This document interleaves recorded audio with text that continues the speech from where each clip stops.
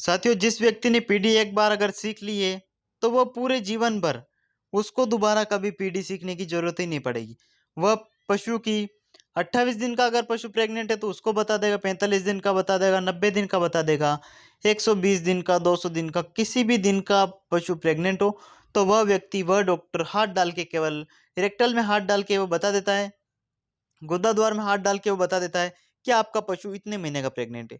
आज मैं आपको बताऊंगा कि अगर आप 45 डे यानी केवल अगर आप 45 दिन की पीडी करना चाहते हैं तो वह कैसे करें, उसमें हमें क्या क्या दिखाई देगा अंदर, उसमें हमें क्या क्या ऐसी चीजें मिलेगी जिनको केवल हम महसूस कर, पाल्पेशन कर बता दे कि पशु 45 दिन का ज्ञाबिन है या फिर पशु पूरी तरीके से खाली है।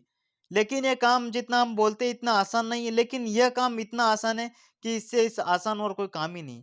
क्योंकि अगर प्रेगनेंसी डायग्नोसिस किसी डॉक्टर ने अगर एक बार सीख लिया है तो बस उसकी जय जयकार है। क्योंकि हमारे फील्ड में प्रेगनेंसी डायग्नोसिस करने के केस हमें बहुत ही ज्यादा मिलते हैं और यह मुख्य भूमिका निभाती है पशुपालक की और जो वेटनरी डॉक्टर रहती है उसकी।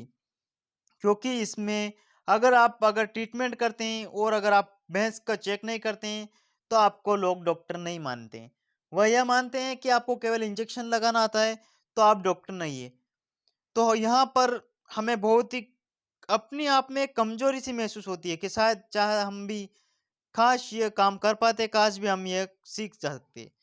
तो ये बहुत आसान है सीखने वालों के लिए। मैं तो यही कहूंगा कि जो अगर जिस व्यक्ति ने मन में ठान लिया है कि मुझे यह काम करना है तो वह काम कर सकता है। जिस व्यक्ति ने ठान लिया कि मुझे ये सीखना है तो वह व्यक्ति सीख सकता है। लेकिन जो सोच भी नहीं सकता और जो मन में एक उसके प्रति जुनून भी नहीं रख सकता, वह व्यक्ति कभी नहीं सीख सकता है।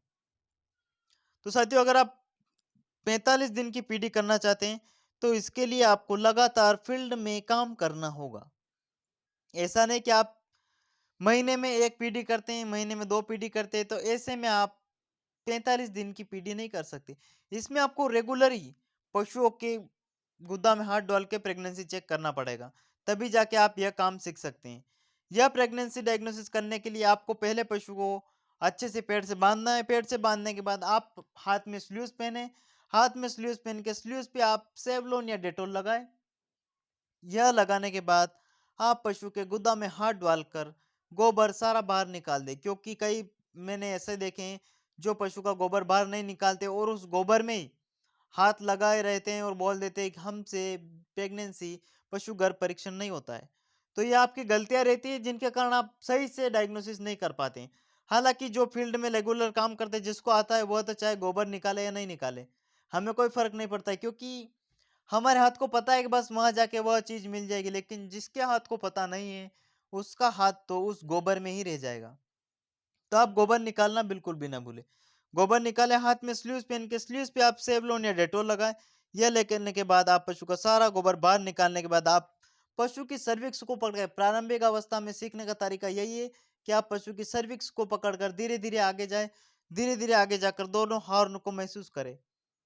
अगर एक हॉर्न थोड़ा सा छोटा है और एक हॉर्न थोड़ा सा बड़ा है तो कई कई बार हमसे यहाँ पर ये भी गलतियां होती है कि पशु के हॉर्न, कभी कभी हमें थोड़ा बहुत फर्क तो नॉर्मली पशु के हॉर्न में मिलता ही मिलता है।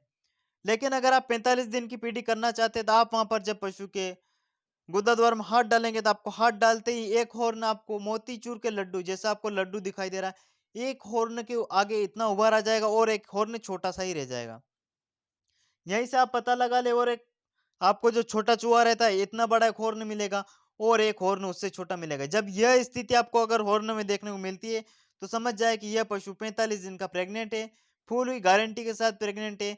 क्योंकि ऐसे छोटे मोटे हॉर्न में इतना फर्क हमें फील्ड में नहीं देखने को मिलता है। तो साथियों, आप करें पीडी, कहीं किसी प्रकार की कोई दिक्कत नहीं है। बस ऐसे ही पीडी करते हैं, ऐसे ही हमें सिम्टम्स देखने को मिलते हैं अंदर। तो ऐसे करें 45 दिन की पीडी।